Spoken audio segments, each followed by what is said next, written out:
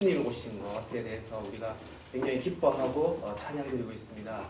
그래서 오늘도 우리 예수님께서 왜 오셨는지, 또 예수님께서 오셔서 어떤 일을 하셨는지, 그러한 것을 우리가 같이 보면서 예수님에 대해서 한 번 더 생각하는 그러한 시간을 가졌으면 좋겠습니다. 예수님께서 오셨던 그 상황들은 잘 알고 있습니다. 그래서 베들레헴에 우리가 구육간에서 나신 그런 것들을 알고 있는데, 요한복음 1장 10절에 우리가 이런 말씀을 있습니다. 그가 세상에 계셨으며 세상은 그로 말미암아 지은 바 되었을 때 세상이 그를 알지 못하였고, 여기 보시면 예수님께서 세상에 계셨으며 오셨다는 것이죠. 세상은 그로 말미암아 지은 바 되었을 때, 우리가 예수님께서 하나님께서 천지를 창조하실 때 말씀으로 함께 계셨던 그러한 예수님께서 천지 창조 때 같이 계셨습니다. 우리를 지으시는 그 예수님께서 오셨는데, 지음을 받은 우리가 이렇게 그를 알지 못하고 있는 상황, 그런 상황이었습니다. 그래서 the world did not recognize him. 예수님을 알지 못하는, 지으신 분이 오셨는데 지음을 받은 우리가 알지 못하는 그러한 상황을 우리가 알고 있습니다. 요한복음 1장 11절에 자기 땅에 오매 자기 백성이 영접지 아니하나, 여기 보면 his own입니다. 그러니까 땅도 his own, 자기 것입니다. 그 다음에 우리 인간도 그의 것입니다. his own입니다. did not receive him입니다. 그런데 지음받은 그의 것이 did not receive him입니다. 지으신 분을 did not receive 하는 그러한 상황을 우리가 가지고 있습니다. 그래서 예수님께서 왜 오셨는지, 우리가 2000년 전에 왜 오셨는지 한번 우리가 살펴보도록 하겠습니다. 마가복음 10장 45절에 인자에 온 것은 섬김을 받으려 함이 아니야 도리어 섬기려 하고 자기 목숨을 많은 사람의 대속물로 주려 함이니라. 네, 대속물입니다. 그래서 대속물이라는 것은 sacrifice, 우리의 죄를 위해서 대신 속죄하긴, 그러한 양이나 소나 이런 형태로 대속물이지 않습니까? 그런 sacrifice로 오셨다, 이렇게 우리가 이야기하고 있습니다. 그래서 오늘 보면 히브리서 9장 11절에 보면 염소와 송아지의 피로 아니하고 오직 자기 피로 영원한 속죄를 이루사 단번에 성소에 들어가셨느니라.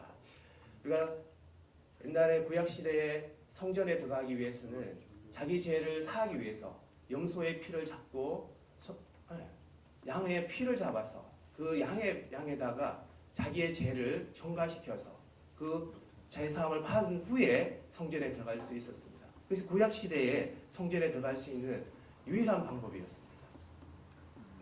그런데 예수님께서 오셨던 아주 크신 목적 중에 하나가 그러한 속죄에, 우리가 제가 있을 때, 제가 있다면 내 스스로 내 죄를 사하노라, 이것이 절대 될 수 없습니다. 내 스스로 내 죄를 사하노라, 그건 절대 있을 수가 없습니다. 그래서 내 죄를 사하시는 분에 대해서 그렇게 무릎을 꿇고 내 죄를 사하여 주시옵소서, 이렇게 우리가 내 죄를 사하는 그런 방식을 구해야 됩니다. 그런데 예수님께서 이렇게 우리 2000년간 구약시대에 그렇게 선지자들이 오셔서 많은 얘기를 하고 하나님의 계명에 대해서 얘기하고 이렇게 했지만, 우리 인간들은 계속 하나님과 엇나가고 그런 상황에서 예수님께서 이 죄에 대한 문제에 대해서는 우리가 어떻게 하나님과 멀어진 상황에, 이런 상황에 대해서는 뭔가 해결책이 있어야 되는데, 이러한 해결책을 예수님께서 주셨다는 것입니다. 그래서 우리가 지금까지 예수님께서 오시지 않았다면 아직까지 성전에 들어올 때, 교회에 들어올 때 양의 피를 잡고 이렇게 들어와야 됩니다. 이제 그렇게 하지 않습니다. 이렇게 양의 피를 잡고 우리 죄를 사하고 이렇게 하지 않습니다. 그래서 이것이 바로 영원한 속죄입니다. 영원한 속죄. 그래서 eternal redemption. 그래서 예수님께서 십자가에 돌아가심으로 인해서 우리가 양잡고 소잡고 하는 그러한 피의 제사, 하나님께서 계명을 만드셨습니다. 우리는 항상 피의 제사를 드려야만 하나님께서는 그 계명을 통해서 우리 죄를 사하여 주셨는데 그 피의 제사를 완벽하게 예수님께서 이루셨습니다. 십자가에 돌아가심으로써 그 피를 통해서 우리 죄를 사하여 주시고 또 단번에는 것은 once for all, 한 번이지만 그것이 모든 것을 대체하는. 그래서 이제는 더 이상 우리가 더 이상 양잡고 소잡고 이렇게 교회에 들어오지 않는 그러한 것을 예수님께서 이렇게 영원하게 우리에게 속죄하시는 그러한 기반을 마련해 주셨습니다. 그리고 이것이 또 어떻습니까? 성령님께서 오셔가지고 예수님께서 가셔야만 성령님께서 오시지 않습니까? 그래서 예수님께서 가셔야만 성령님께서 오시는데 성령님께서는 어떻습니까? 영원히 우리와 함께 계신 것입니다. 이렇게 하나님께서 우리의 구원의 섭리는 너무나도 우리를 위한 하나님의 섭리는 너무나도 대단하신 것입니다. 우리의 죄를 사하여 주시고 우리와 영원히 함께 계시기 위해서 삼위일체의 하나님께서 우리를 통해 우리를 위해 이렇게 역사하시고 계시는 것을 보면 우리가 너무나도 하나님께 소중한 존재라는 것을 우리는 알 수가 있습니다. 골로새서 1장 20절에 그의 십자가의 피로 화평을 이루사 만물 곧 땅에 있는 것들이나 하늘에 있는 것들을 그로 말미암아 자기와 화목해 되기를 기뻐하십니다. 우리가 이 피스라는 것이 상당히 중요합니다. 우리가 상당히 생활 가운데서 생활에서 오늘 여러 가지 많은 어려움들이 있습니다. 이 어려움들을 통해서 피스, 그러니까 평화를 잊어버리는 그러한 상황이 많이 있습니다. 예수님께로 가면 이렇게 우리가 피스를 항상 마음의 평강을 가질 수 있다는 것입니다.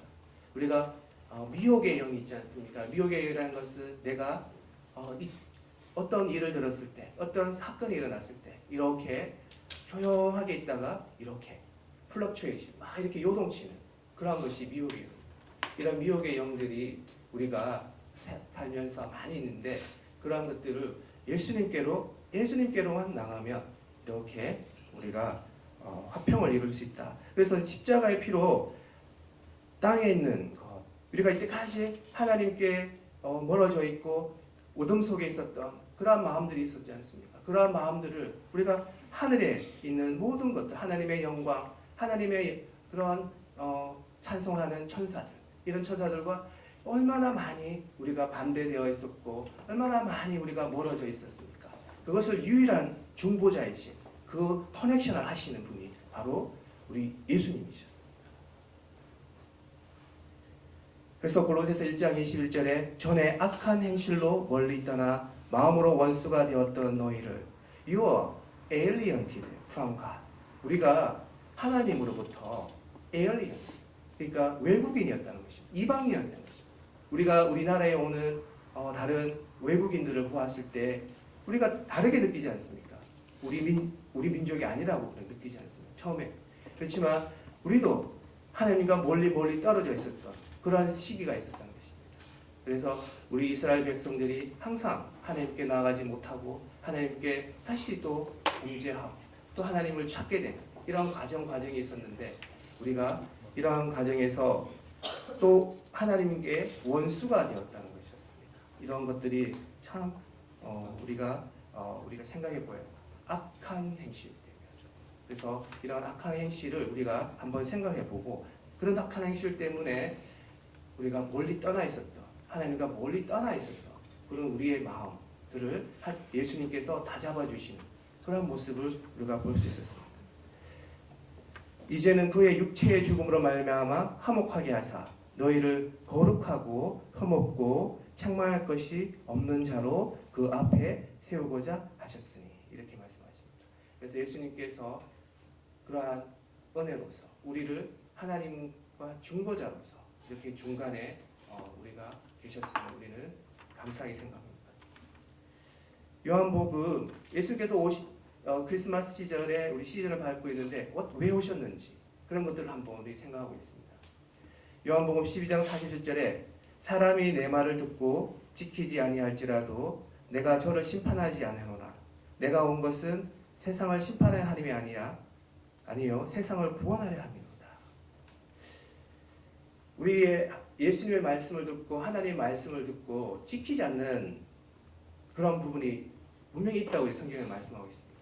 우리도 어떤 부분을 몰라서 지키지 않을 수도 있고 또 이해가 안 되어서 지키지 못할 수도 있는데 그러한 것들이 있을지라도 예수님께서는 우리를 심판하러 하시는 것이 아니라 우리를 구원하라고 이렇게 오셨다는 것을 예수님이 오신 목적이 바로 그런 것입니다. 공의의 하나님의 크신 사랑도 우리가 보아야 하지만 이 예수님께서 중보자의 역할로서 우리의 죄를 계속적으로 기도하시면서 우리의 죄에 대해서 계속적으로 기도해 주시는 그런 모습을 우리가 볼 수 있습니다. 예수께서 또 오신 목적이 또 있습니다. 요한복음 14장 6절에 예수께서 가라사대 내가 곧 길이요 진리요 생명이니 나를 말미암지 않고는 아버지께로 올 자가 없느니라. 우리가 잘 알고 있는 성경 구절입니다.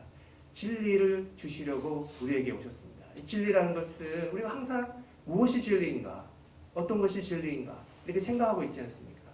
그래서 하나님께로 나아가는 것, 하나님께로 지속적으로 하나님께 어떤 말씀이 주어든지 하나님의 말씀을 생각하며 하나님의 예수님을 따라가는 것, 이런 것들이 예수님 한번 따라가 보는 것입니다. 예수님께서 오신 것이 굉장히 우리에게 롤 모델입니다. 하나님께서 직접 우리에게 오신 것, 하나님께서 인간이 되신 모습.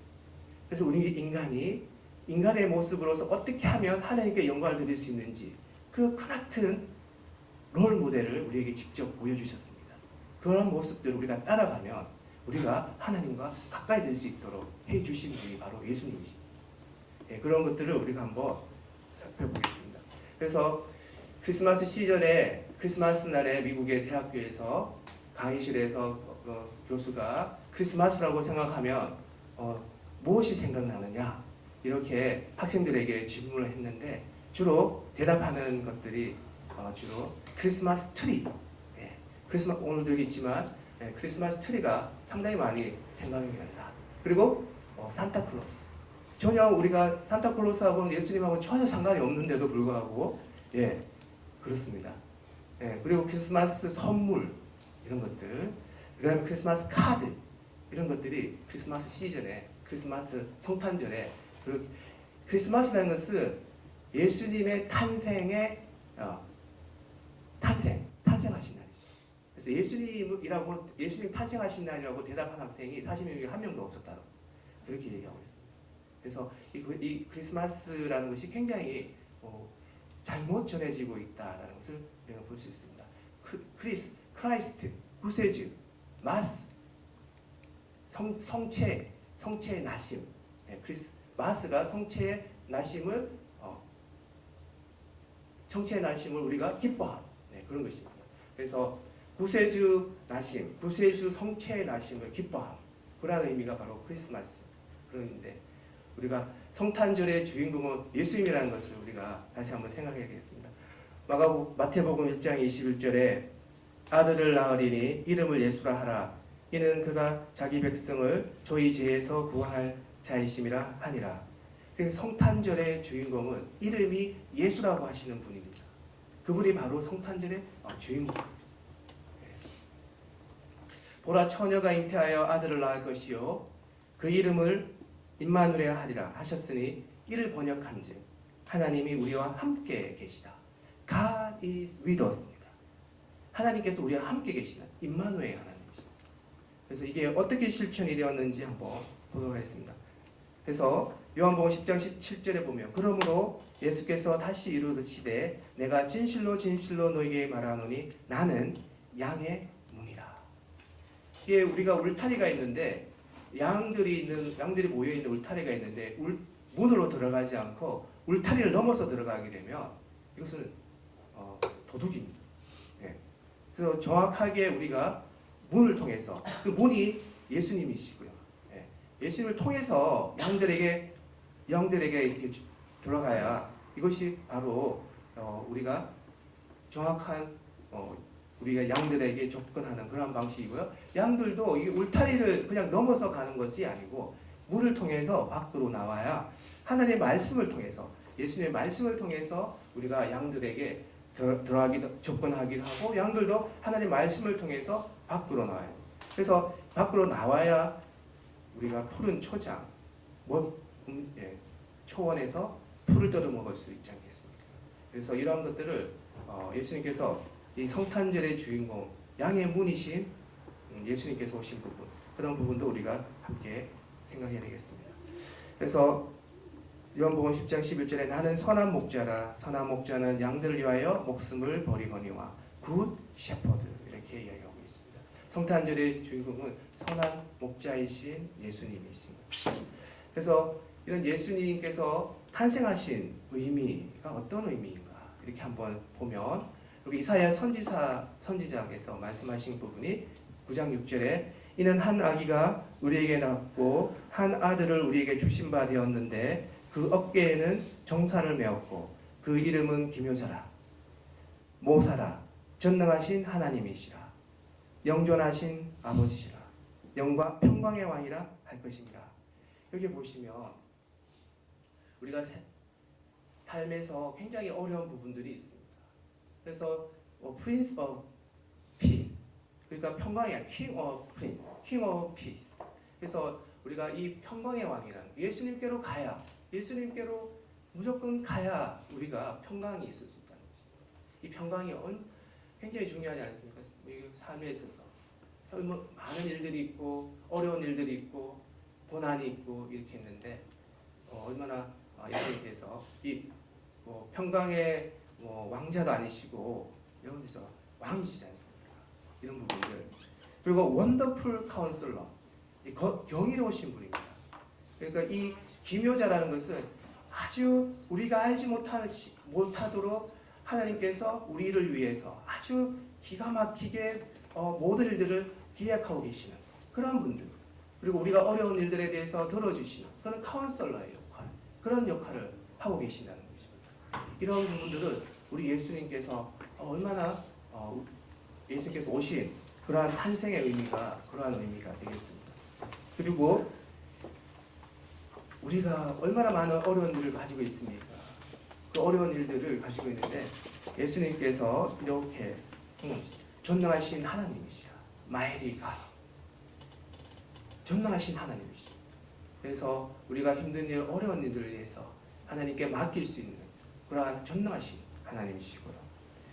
그 다음에 그 어깨에는 정사를 메었고 그 통치를 하시는 것이죠. 우리가 힘들고 어려운 부분에 대해서 정사를 메고 힘든 부분들을 모두 예수님께서 가지고 계신다. 어깨에 모두 짊어지고 계신 그런 부분들을 우리는 감사해야 될 것 같습니다. 우리의 힘든 부분을 예수님께서 짊어지고 계시다.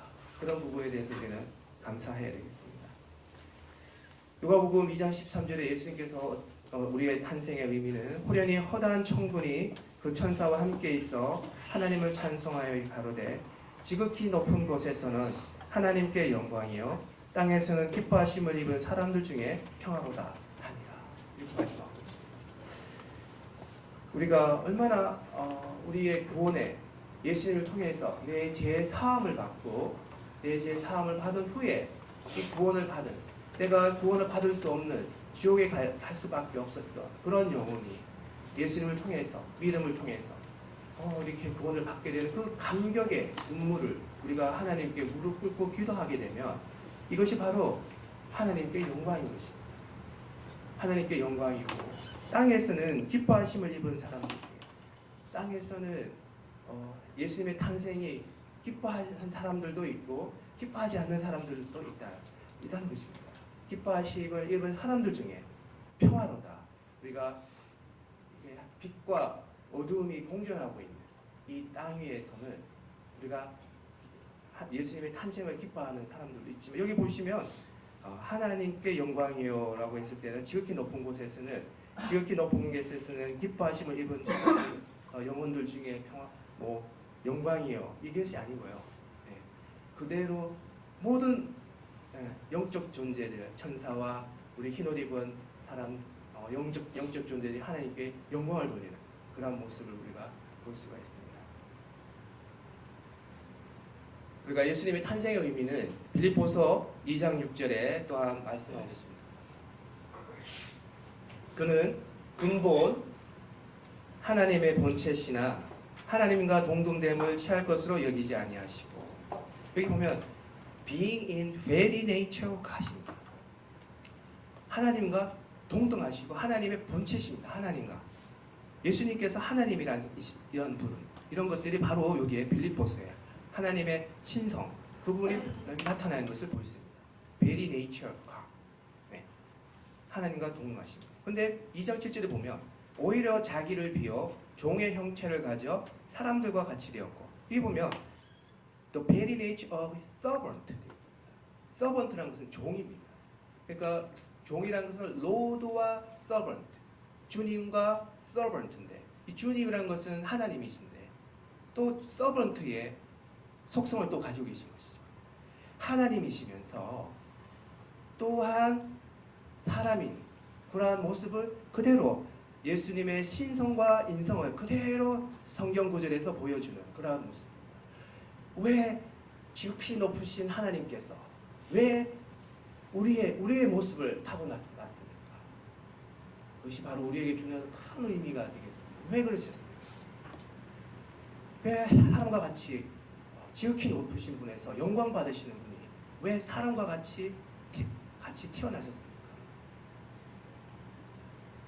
왜 그렇습니까? 히브리서 2장 18절에 자기가 시험을 받아 고난을 당하셨은지 시험 받는 자들을 능히 도우시리라. 우리는 시험 받습니다. 항상 우리의 시험을 시험 받는 우리를 도우시려고. 예수님의 탄생의 의미는 이러한 탄생의 여러 의미 중에서 이러한 우리가 너무 빛과 어둠이 공존해 있는 이곳에서 빛의 상황에서 계속 하다가 또 실수를 하고 또 어떤 부분에서는 하나님 말씀을 읽지 않다가 기도를 하지 않다가 또 돌부리에 넘어져서 우리가 또한 하나님 어떻게 해야 됩니까? 이렇게 하면서 어둠 속에 있는 우리에 대해서 그러한 고난에 고통에 있는 우리를 이해하시고 이렇게 예수님께서 오셨다는 것을 탄생하셨다는 것을 우리는 알 수가 있습니다. 또한 요한복음 1장 14절에 말씀이 육신이 되어 우리 가운데 거하심에 우리가 그 영광을 보니 아버지의 독생자의 영광이요 은혜와 진리가 충만합니다. 말씀이 육신이 되어 우리가 육신을 가지고 있지 않습니까? 육신을 가지고 있는데 항상 이 육신을 가지고서 어려운 상황에 고난의 상황에서 항상 하나님의 말씀을 생각할 수 있는 그런 것은 진짜 우리가 불완전하기 때문에 쉽지 않습니다. 그러나 말씀이 육신이 되신 분은 바로 예수님이십니다. 하나님의 말씀이 바로 육신이 되신 분입니다. 우리가 예수님을 조금 따라가 보면 예수님이 어떤 인성을 가지고 있고 어떤 길을 가셨는지만 따라가 보면 우리가 점점점 하나님께 가까이 갈 수 있다는 그런 롤 모델을 우리에게 직접 보여줄 수 있습니다. 요한 1서 4장 9절에 하나님의 사랑이 우리에게 이렇게 나타난 바 되었으니 하나님이 자기의 독생자를 세상에 보내심은 저로 말미암아 우리를 살리려 하심이니라. 우리도 아까 말씀하셨듯이 독생자 있습니다. 하나님의 아들이 두 분도 아니시고 세 분도 아니시고 한 분이신데 그 한 분을 우리에게 주셨다는 것, 우리가 한번 생각해 봐야겠습니다. 단 한 분이 계신데 우리에게 주셨어요. 그것은 상당히 우리에게 참 큰 의미가 있습니다. 우리가 어떠한 존재이길래 하나님께 어떠한 존재이길래 두 분도 아니시고 세 분도 아니신 그러한 딱 한 분 계시는 분을 우리에게 주셨다. 우리를 살리기 위해서. 그런 것은 상당히 우리에게 큰 의미를 주시는 것 같습니다. 그만큼 우리는 하나님께 소중한 존재라는 것을 알 수 있습니다. 내가 가지고 있는 단 하나를 줄 수 있습니까? 나를? 그거 쉽지 않습니다. 우리가 그만큼 소중한 존재이기 때문에 그렇습니다. 그래서 이 예수님께서 이렇게 오셔서 탄생하셨고 예수님께서 어떻게 이제 공생애를 시작하셨는지 우리가 보면 우리가 길과 진리이신 예수님을 우리가 따라가 볼 수 있지 않겠습니까? 예수님 오셔서 무엇을 하셨는지 그것을 우리가 따라가 보면 하나님과 점점 더 가까이 갈 수 있다. 그런 의미가 되겠습니다. 그래서 마태복음 3장 10절에 하늘로서 소리가 있어 말씀하시되 이는 내 사랑하는 아들이요 내 기뻐하는 자라. This is my son. 예, 하나님께서 분명히 말씀하셨습니다. 이게 This is my son. 예. 예수님께서 제일 먼저 오셔서 우리가 세례라는 것은 이 세례라는 것은 구약 시대에 세례가 없었습니다. 세례 구약 시대에 없어요. 세례 요한부터 시작되었습니다. 세례 요한부터 시작되었는데 이것을 누가 인정하셨습니까? 구약 시대에는 계명이 있었기 때문에 그 계명을 따르지 않으면 안 됩니다. 근데 새롭게 이렇게 세례라는 의식이 나타나는데 이것을 누가 인정하셨습니까? 예수님께서 직접 받으시면서 하나님의 아들이신 예수님께서 받으시면서 세례를 우리가 인정하셨지 않습니까? 그래서 우리가 이때까지 세례를 하고 있습니다. 그 다음에 예수님께서 공생애 때 무엇을 하셨는지 우리가 보면 그래서 우리는 세례를 받아야 됩니다. 이때부터 예수께서 비로소 전파하여 이르시되 회개하라 천국이 가까이 왔느니라 하시더라. 예수님께서 세례받고 하신 일이 바로 전파하신 일입니다. 프리치 하셨습니다. 제일 먼저 하신 말이 회개하라. 회개하라 천국이 가까웠느니라 이렇게 말씀하십니다. 예수님께서 다른 말씀 하시지 않았습니다. 먼저 하신 말이 리펜트였습니다. 리펜트.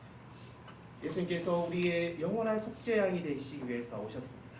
우리의 죄를 해결하시기 오셨습니다. 그리고 영원히 부활하시고 그 다음에 어떻게 하셨습니까? 성령님께서 우리가 지금 함께 계십니다. 이 자리에도 성령님께서 함께 계십니다. 우리를 티칭하시고 우리를 기도하게 하시고 우리를 하나님 말씀을 인도하시는 성령님께서 우리 함께 계십니다. 영원히 우리 함께 계십니다.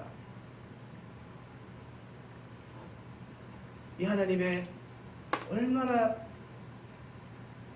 우리를 소중히 여기시는 그런 모습을 볼 수 있습니다.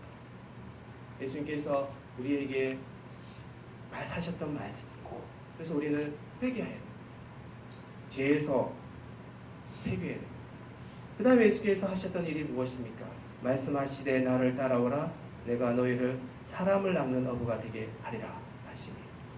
예수님께서 하셨던 일은 공생에 하셨던 제자를 만드시는 예수님의 제자를 만드시는 일을 하셨습니다. 예수님의 제자 얼마나 좋습니까? disciple. 예수님의 말씀을 들을 수 있고 예수님께 질문할 수 있고 예수님께 더 가까이 갈 수 있고 예수님 이것이 무엇입니까? 예수님 진리가 어떤 것입니까? 가까이서 얼마나 예수님과 함께 이야기할 수 있겠어요? 이것이 바로 예수님의 제자가 됩니다. 어부하고는 제자와 전혀 다른 삶이지만 이렇게 예수님께서 제자를 삼으십니다. 그래서 그 다음 예수님께서 어떻게 오셨습니까? 내가 율법 마태복음 5장 17절에 내가 율법이나 선지자를 폐하러 온 줄로 생각하지 말라. 폐하러 온 것이 아니요 완전하게 하려 함이라. 이때까지 우리가 율법을 생각할 때 율법은 606개 율법인데 굉장히 지키기 어려운 것들. 그래서 지키기 어렵다. 근데 예수님께서 이것을 완성하러 오셨습니다. 네. 그래서 율법을 어떻게 완성하셨습니까? 우리가 지키기 힘듭니다. 율법을 지키기 힘듭니다. 그래서 예수님께서 사랑으로 완성하셨습니다. 사랑으로 완성. 우리가 불완전한 육체를 가지고 있기 때문에 우리가 지속적으로 하나님께 주일날에 꿀떡에 연기가 나면 안 되고 이걸 지키기 정말 쉽지 않습니다. 네, 그런 것들 율법을 지키고 그런 것들에 대해서 우리가 불완전하고 또 우리가 율법을 지킬 수 없습니다. 예수 하나님 우리를 용서하여 주시옵소서. 이렇게 사랑으로. 그래서 예수님께서 오신 것이 우리가 계명을 지키지 않아도 된다. 예수님께로 가면 우리가 사랑으로 우리가 다 제사함을 받는다.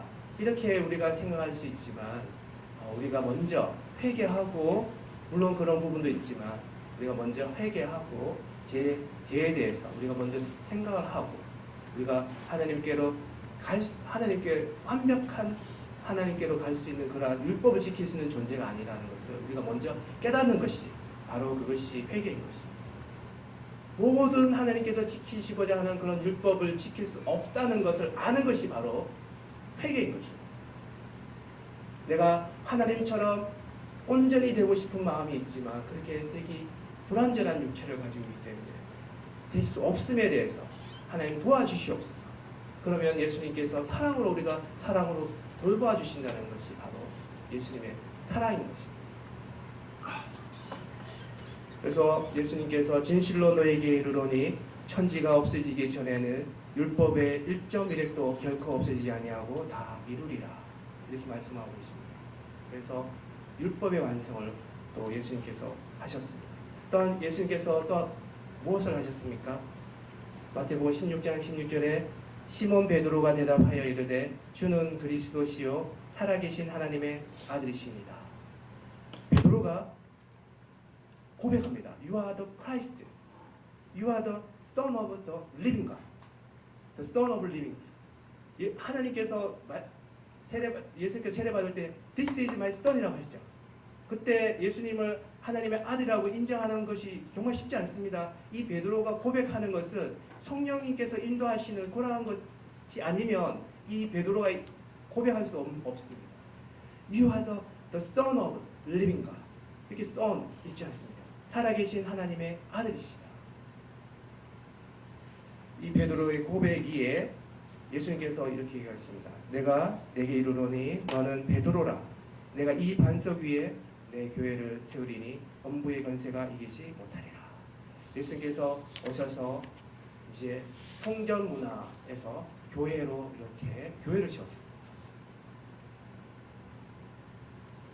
그것이 지금까지 오고 있지 않습니까?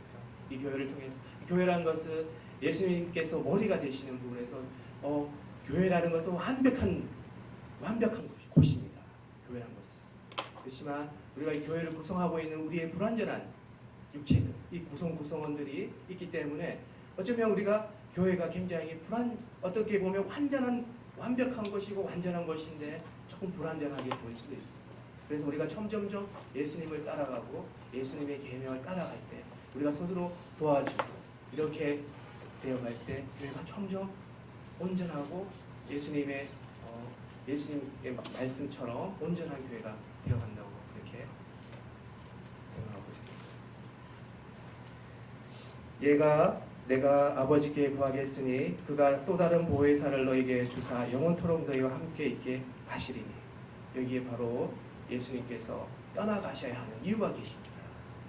예수님께서 짧은 공생에 33년을 가지고 계시면서 우리의 죄를 속죄하시는 영원한 속죄를 하여 주셨고, 그 다음에 또 다른 보혜사 성령님께서 영원토록 우리와, 지금도 여기에 계신 성령님께서 우리와 함께 계신, 예수님께서 곳곳에 계시면 얼마나 좋습니까? 이 자리에 오시면 얼마나 좋겠습니까?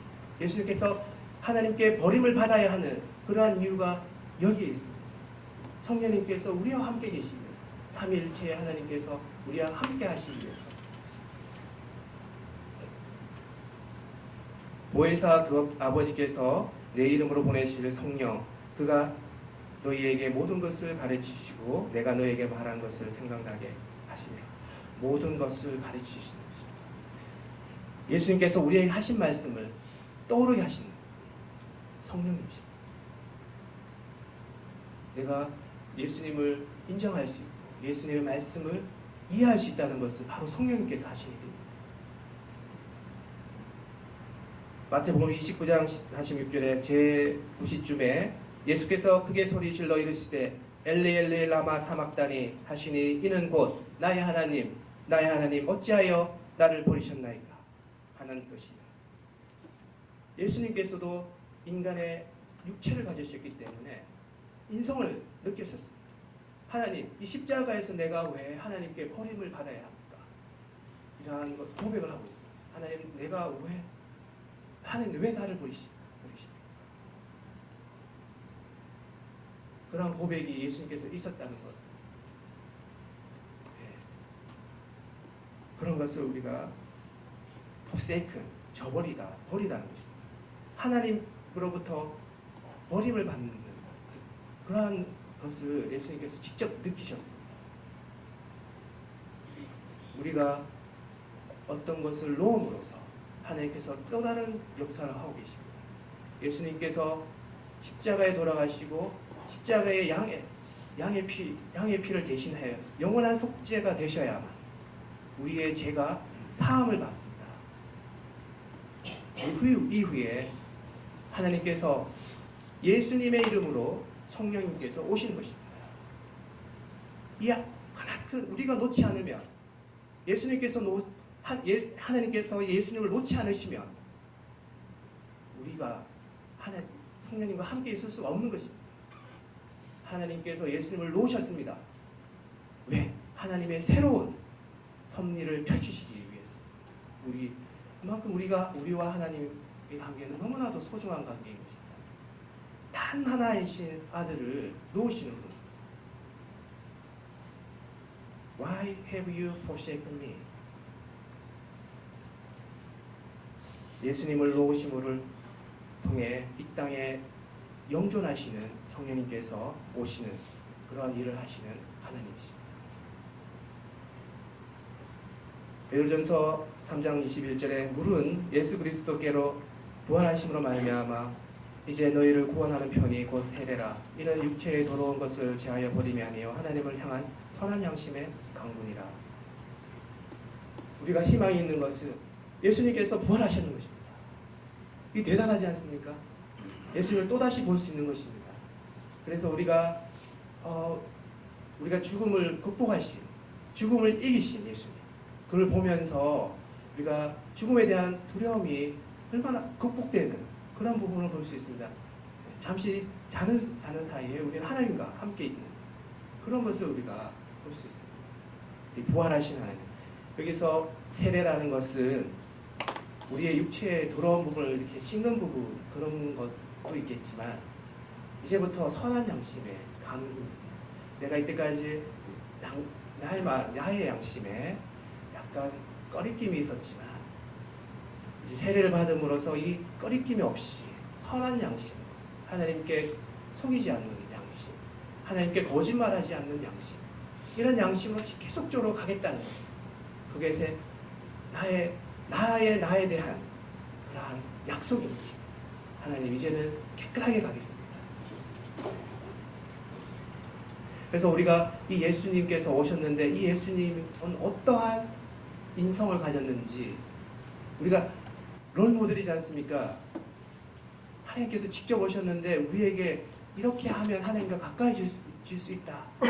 예수님은 어떠한 인성을 가졌는지 우리가 보면 그 인성을 따라가면 하나님을 우리가 만날 수 있는 것입니다. 나는 마음이 온유하고 겸손하니 나의 멍에를 메고 내게 배우라. 그러면 너희 마음이 쉼을 얻으리니. 예수님께서 항상 하셨던 말씀이 온유입니다. 온유라는 것은 내가 밖으로도 하나님의 말씀에 비춰지는 사람이고 안으로도 하나님의 말씀이 계속적으로 비춰지는 그러한 사람입니다.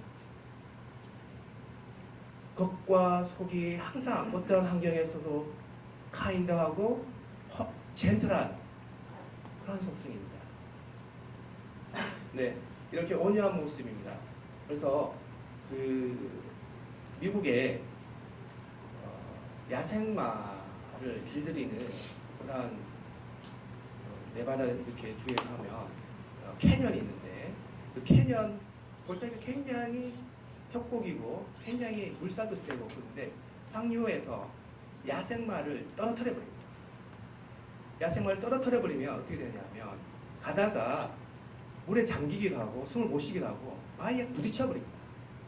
부딪혀 버리고 여기에 뭐 상처나고 찢어지고 또 부딪히고 물에 잠겼다가 또 다시 떨어오고 그렇게 쭉 내려가다가 숨을 쉬고요.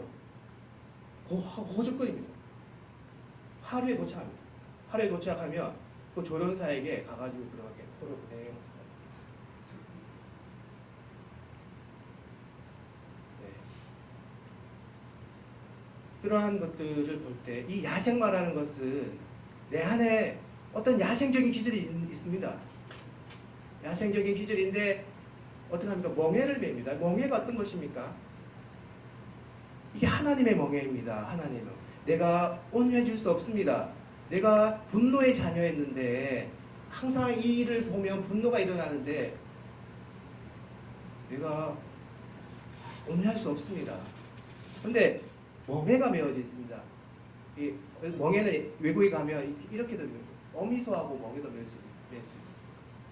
가치입니다. 이 멍에는 하나님의 명예입니다. 하나님의 명예는 얼마나 좋습니까? 그러니까 이것을 분명히 번뜩 뛰어야 되는데 이게 뛰지를 못하는 거예요. 멍에를 맺기 때문에. 가만히 있는 이러다 보면 이렇게 또 이렇게 하다 보면 멍에를 번쩍 뛰어야 되는 일이 있는데 또 그렇지 못합니다. 그럼 어떻게 됩니까? 하나님의 멍에를 맺기 때문에 내가 하나님의 인성으로 돌아가는 거예요. 하나님을 본받게 됩니다. 이것이야말로 그러면 어떻게 됩니까? 여기에 내가 나의 마음이 레스트 됩니다. 쉼을 얻는 대단한 하나님의 말씀이지 않습니까? 예수님의 인생이 바로 이런 것입니다. 온유하고 겸손한 것입니다. 하나님의 멍에를 메고 예수님께서 기뻐하고 즐거워하라. 하늘에서 너희의 상이 큼이라. 너희 전에 있던 선지자들도 이같이 박해하였느라. Prophet, they persecuted the prophet. 그들이 선지자들을 박해했다. 네, 박해했는데 기뻐하고 즐거워하라 이렇게 되어 있습니다. 우리가 지도자분들은 상당히 많은 박해를 받고 있습니다. 고난 속에 있습니다. 그래서 그 고난 속에서 예수님께서 하셨던 말씀이 기뻐하고 즐거워하라. 이거 참 쉽지 않은 일입니다. 근데 이게 멍에를 메고 있기 때문에 하나님의 멍에를 메고 있기 때문에 이게 번쩍번쩍 뛰어야 되는 일인데 우리가 참고 인내하고 하나님의 예수님의 인성으로 이렇게 처음에 쉽지 않습니다. 처음에 쉽지 않죠. 그런데 길들여진다. 어떻게 길들여집니까? 하나님 쪽. 데살로니가전서에 항상 기뻐하라. 쉬지 말고 기도하라. 범사에 감사하라. 이는 그리스도 예수 안에서 너희를 향하신 하나님의 뜻입니다. 이렇게 말씀하십니다. 우리가 모든 일에 기뻐할 수 있고 모든 일에 감사해. 범사. 이 범사라는 것은 좋은 일도 있고 좀 좋지 못한 일도 있고 그런 일이 있는데 감사해야 됩니다. 하나님께서 우리에게 주셨던 이 모든 환경에 대해서 감사해야 됩니다. 쉬지 말고 기도해야 됩니다. 우리가 잘 나가니까 어떨 때 기도하지 않습니까? 네. 왜? 기도했으니까 하나님 잘 받으시겠지 이런 생각도 하고 있습니다. 근데 또 다시 이렇게 고난을 맡고 또 그냥 죄송합니다. 또 다시 하나님 앞에 무릎 꿇고 또 눈물로서 하나님께 또 기도합니다. 쉬지 않고 기도합니다. 내가 고난을 받고 있습니다. 제가 고난을 받고 있습니다. 또 하나님께 무릎 꿇고 눈물로서 기도하고 있습니다. 거기에 대해서 저는 감사합니다. 고난을 주심에 대해서 감사합니다. 그래서 예수님께서 이제 오셔서 어떤 계명을 주셨습니까? 예수께서 이르시되 내 마음을 다하고 목숨을 다하고 뜻을 다하여 주 너의 하나님을 사랑하라 하셨으니 이것이 크고 첫째 되는 계명이요 둘째도 그와 같으니 내 이웃을 내 자신같이 사랑하라 하셨으니 이 두 계명이 온 율법과 선지자의 강령입니다. 여기 보면 all the law, the prophets hang on these two commandments. hang on 이 두 계명에 매달려 있다. 그래서 그때까지 구약 시대에 회개하고 하나님께 돌아오라 이런 선지자의 모든 말들과 600개 넘는 그러한 계명들이 이 두 계명에 매달려 있다는 것입니다. 예수께서 사랑하라. 하나님을 사랑하고 내 이웃을 사랑하라. 이 두 계명으로 우리가 계명을 주셨습니다. 요한일서의 4장 18절에 사랑 안에 두려움이 없고 온전한 사랑이 두려움을 내어쫓나니 두려움에는 형벌이 있습니다. 두려워하는 자는 사랑 안에서 온전히 이루지 못하였느냐. 그러니까 죄가 있으면 두렵습니다. 내가 내 스스로 죄가 있는 것을 압니다. 이걸 회개를 해야 되는데 회개하지 않고 있으면 계속 뭔가 두렵습니다. 두려우면 사랑 안으로 갈 수가 없습니다. 그래서 우리가 하나님의 사랑, 예수님의 사랑을 가지고 있으면 두려움이 없어집니다. 온전한 사랑이 두려움을 내어쫓습니다. 쫓습니다. 사랑하지 아니하는 자는 하나님을 알지 못하나니 이는 하나님은 사랑이십니다. 하나님은 사랑이시다. 이렇게 말씀하십니다. 그래서 사도 바울이 이렇게 예수님께서 사랑을 이렇게 계명을 주시고 가셨는데 사도 바울이 직접 경험하고 이렇게 얘기하고 있습니다. 내가 사람의 방언과 천사의 말을 할지라도 사랑이 없으면 소리나는 구리와 울리는 꽹과리가 같고 이렇게 됩니다. 사도 바울이 이렇게 천사의 말이라는 것은 얼마나 좋은 말입니까? 설교 사도 바울도 많은 일들을 하고 많은 영혼들을 구원하고 여러 가지 시행착오도 많이 겪었을 것입니다. 그런데 자기가 다른 사람을 이해하고 배려하는 마음이 없으면 자기가 하는 말이 다른 사람에게 꽹과리와 같다. 그런 것을 사도 바울이 직접 경험했다. 그래서 사랑에 대해서 이렇게 이야기하고 있습니다. 예수님께서 사랑이라는 계명을 주시고 갔는데 그것을 실천하는 또 사도 바울을 보였습니다. 내가 예언하는 능력이 있어 모든 비밀과 모든 지식을 알고 또 산을 옮길 만한 모든 믿음이 있을지라도 사랑이 없으면 내가 아무것도 아니에요. 이 믿음이라는 것이 얼마나 중요합니까? 이 믿음이라는 것이 얼마나 중요한데 산을 옮길 만한 믿음이 있는데도 내가 다른 사람에 대해서 이해하고 배려하는 그런 사랑이 없으면 아무것도 아니라는 것입니다. 내가 내게 있는 모든 것으로 구제하고 내 몸을 불사르게 내어줄지라도 사랑이 없으면 내게 아무 유익이 없느니라. 그래서 이 사랑이라는 것이 상당히 중요하다. 그래서 직접 사도 바울이 예수님께서 주신 계명을 이게 무엇인가 이게 계명 주시고 가셨어요. 굉장히 강력하게 주시고 가셨는데 직접 체험해보고 이렇게 해보고 산도 옮겨보고 다 해봤는데 천사의 말을 해봤는데 안 따르는 거죠. 안 따르는 이유가 뭐냐? 생각해 보니까 이게 사랑, 이해하고 배려한 마음 그런 것을 사도 바울이 직접 이렇게 우리에게 이렇게 해주셨습니다. 그래서 사도 바울이 이렇게 사랑에 대해서 이렇게 정해 주었습니다. 사랑은 오래 참고 사랑은 온유함. 여기 또 다시 온유합니다. 온유. 하나님의 몽에를 메었을 때 투기하는 자가 되지 아니하며 사랑은 자랑하지 아니하며 교만하지 아니하며 우리의 행치 아니하며 자기의 유익을 굳지 아니하며 성내지 아니하며 악한 것을 생각지 아니하며 불의를 기뻐하지 아니하며 진리와 함께 기뻐하고 진리와 함께 기뻐하는 것입니다. 예수님께서 길과 진리요 생명이시지 않습니까? 그 진리. 예수님께로 어떻게 하면 좋습니까? 우리가 지금 예수님이 어떻게 오셨고 왜 오셨고 그 다음에 예수님의 인성이 어떤 것인지 우리가 알고 있지 않습니까? 그럼 조금씩 좀 따라가면 우리가 기뻐하는 사람이 되는 것입니다. 기뻐하는 것이 또 사랑인 것입니다. 모든 것을 참으며 모든 것을 믿으며 모든 것을 바라며 모든 것을 견디며 쉽지 않지만 믿고 참고 희망, 그렇죠? 희망적인 것. 항상 인내하고 사랑은 언제까지든지 떨어지지 아니하나 예언도 패하고 방언도 그치고 지식도 패하니라. Love never fails. 사랑은 결코 실패하지 않는다는 것입니다. 우리가 진정한 온전한 사랑 안에 있으면 결코 모든 일에 실패하지 않는다는 것입니다. 이 사도 바울께서 우리에게 해주시던 말씀입니다. 그래서 사도 바울이 이렇게 얘기합니다. 우리가 부분적으로 알고 부분적으로 이해해야 돼요. 온전한 것이 올 때는 부분적으로 하는 것을 피하리라. 그래서 사도 바울도 믿음으로 접근하고 구제로서 접근하고 모든 다른 방법들로 다 접근하고 했지만 이제 온전한 것이 바로 이 사랑이라는 것인데 이 사랑인 것인데 온전한 것인 것을 부분적인 것을 피한다는 것입니다. 그런데 우리가 부분적으로 알 때가 있다는 것입니다. 부분적으로 행할 때가 있다는 것입니다. 그것이 있어야 된다는 것입니다.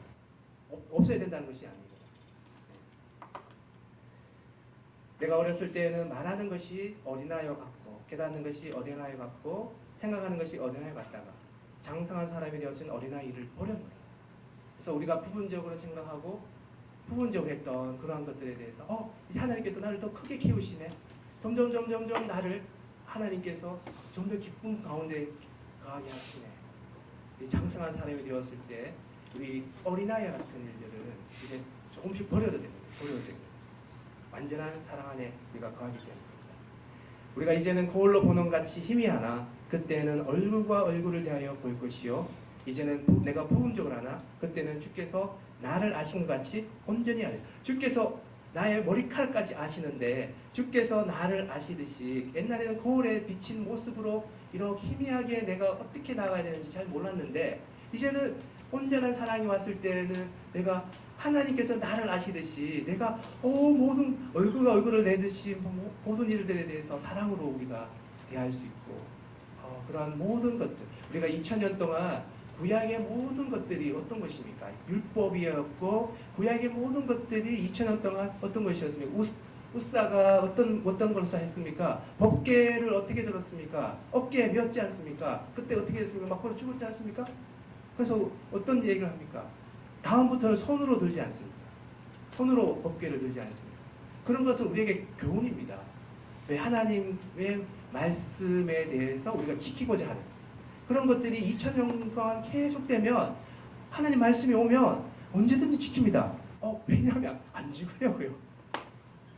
왜냐하면 꾸중을 안 듣기 위해서 하나님께 예뻐 보이기 위해서 그래서 이렇게 2000년간 그것이 트라이 에네라 또 살려주셨고 또 살려주셨고 근데 예수님께서 하나님께서 하셨던 그 계명이 바로 사랑이라는 것을 알았을 때 우리가 계명이 오면 항상 실천하지 않습니다.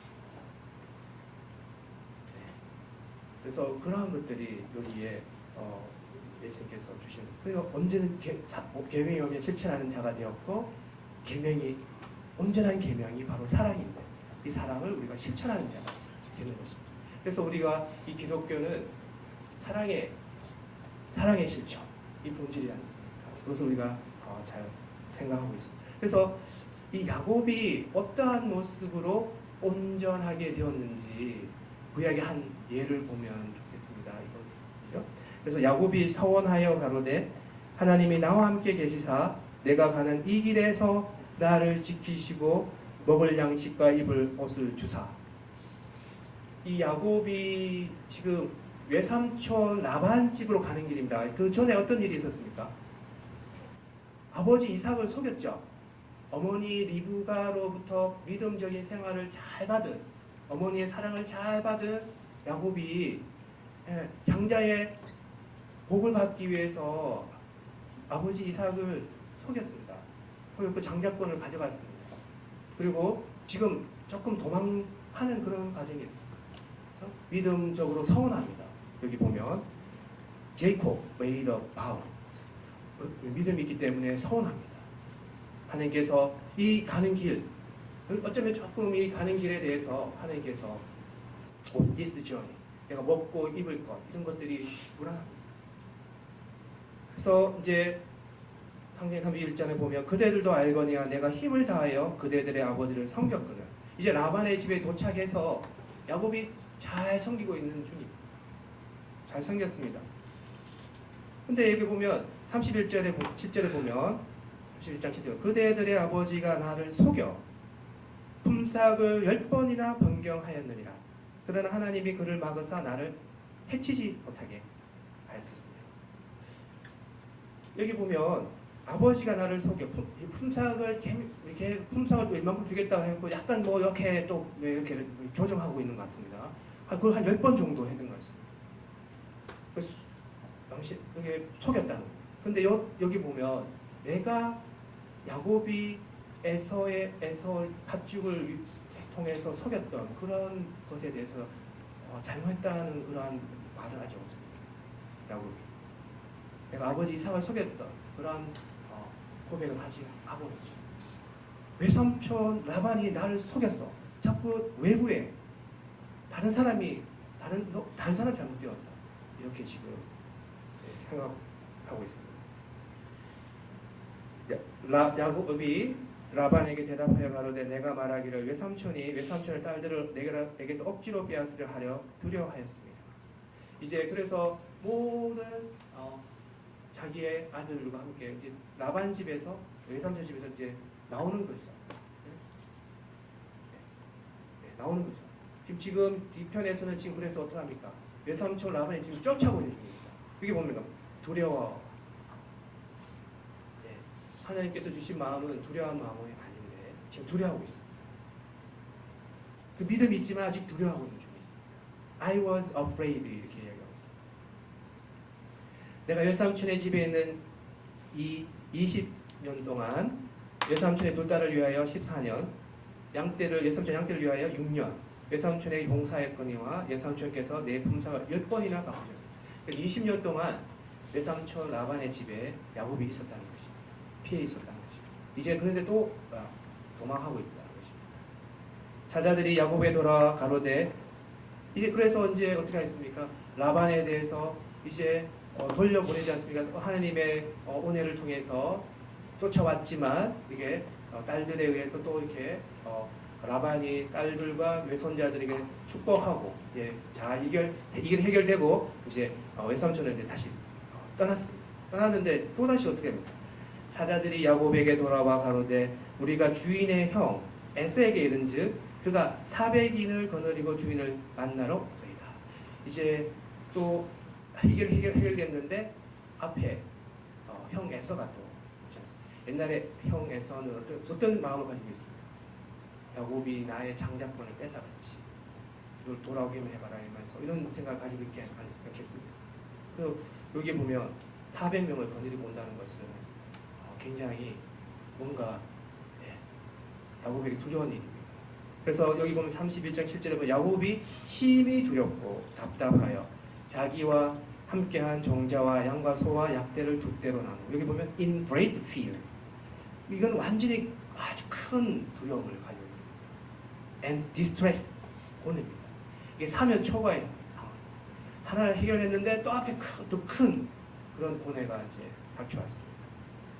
그때 야곱이 어땠습니까? 밤에 일어나 두 아내와 두 여종과 11아들을 인도하여 야복 나루를 건너세.